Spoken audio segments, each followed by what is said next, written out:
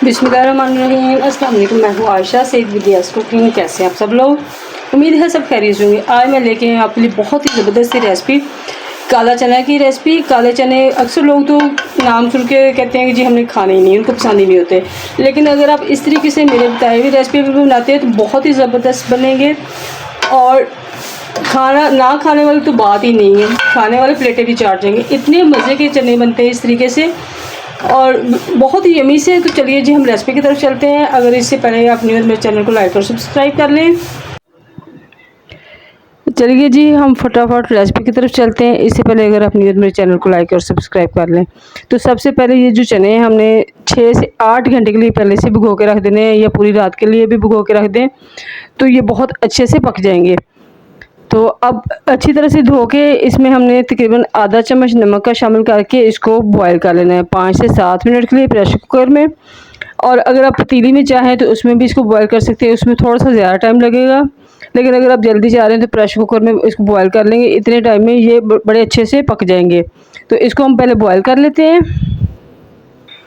जितनी देर में हमारा यानी चने बॉयल हो रहे हैं उतनी देर में हम इसके लिए मसाला रेडी कर लेंगे। और प्याज इसमें ले लेने हमने 3 से 4 अदद, और थोड़े मोटे मोटे कट कर लें या जैसे मर्ज़ी कट कर लें, क्योंकि इसको बाद में हमने ग्राइंड कर लेना है।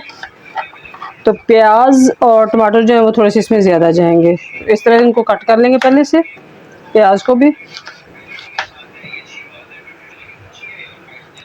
ये देखें जी इस तरह से प्याज को कट कर लिया, इसको बर्तन में डाल देंगे। और टमाटर भी इस तरह हम कट कर लेंगे।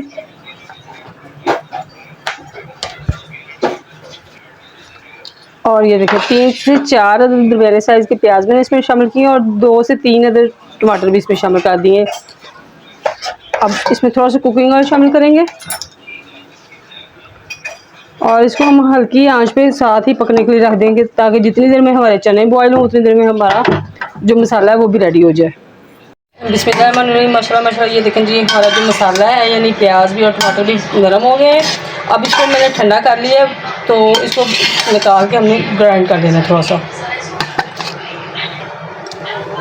ये मसाला मैंने इसमें निकाल दिया चॉपर में। अब इसमें मैंने थोड़ी सी हरी मिर्चें भी शामिल कर देनी है और इसको थोड़ा सा हल्का सा ग्राइंड कर लेंगे। इसमें खड़े मसाले बिल्कुल नहीं जाएंगे, जो अक्सर लोग गलती करते हैं कि खड़े मसाले डाल देते हैं तो वो फिर प्याज उसमें लहदा से अच्छे नहीं लग रहे थे। तो अब इसको हमने हल्का सा ग्राइंड कर लेना। अब हमने क्या करना है जी, लहसुन अदरक का 1 चम्मच पेस्ट जो है वो इसमें शामिल करके इसको हल्का सा फ्राई कर लेना है। लेकिन अगर आप पेस्ट नहीं वैसे शामिल करना चाहते हैं तो लहसुन अदरक छील के आप उसको मसाला भूनते वक्त तो भी इसमें डाल के ग्राइंड कर सकते हैं। लेकिन मेरे पास पेस्ट पड़ा था तो मैं इसको हल्का सा पहले फ्राई कर लूँगी और मसाला इसमें बाद में ऐड करूँगी। और अब ये जो मसाला, ये देखिए माशाल्लाह इसका कितना कलरफुल यम्मी सा लग रहा है, इसको अब इसमें शामिल कर देना है। और मसाला बिल्कुल फाइन नहीं पीसना, हल्का सा इसको मोटा रखेंगे, ये देखें। और इससे ये बहुत ही ज़बरदस्त से हमारे जो मसाले वाले चने हैं वो बनेंगे।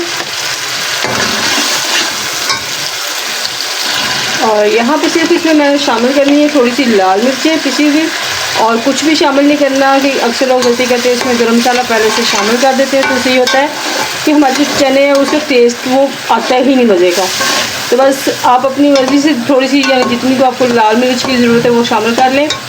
और नमक इसमें हमारा ऑलरेडी हमने चने बॉयल करते वक्त डाल दिया था, एंड पे अगर ज़रूरत पड़ेगी तो हम थोड़ा सा शामिल करेंगे। तो बस इसको हम भूनेंगे थोड़ी देर के लिए।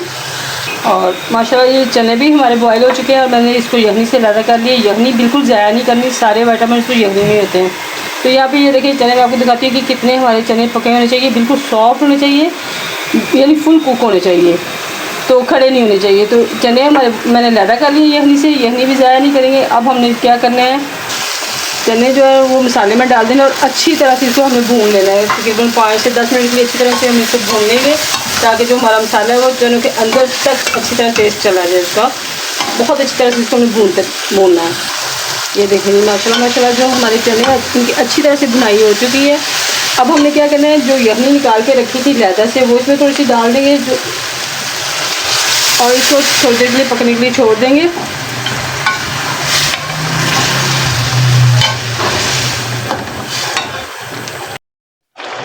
माशाल्लाह माशाल्लाह ये देखें जी हमारे जो बहुत ही ज़बरदस्त से चने हैं वो रेडी हो गए हैं।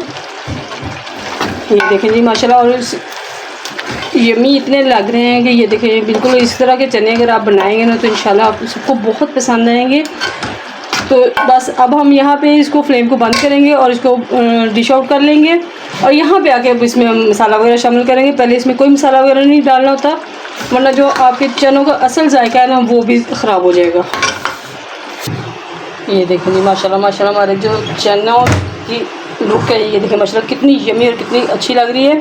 अब यहाँ पे हम हल्का सा गरम मसाला स्प्रिंकल करना है, बहुत ज़्यादा नहीं, सिर्फ हमने खुशबू के लिए थोड़ा सा मसाला शामिल करना है। और थोड़ा सा हरा धनिया डाल देंगे और थोड़ी सी कटी हुई हरी मिर्चें डाल देंगे। और माशाल्लाह माशाल्लाह हमारे बहुत ही यमी से जो काले चने हैं स्पाइसी मसाले वाले वो रेडी हो गए हैं।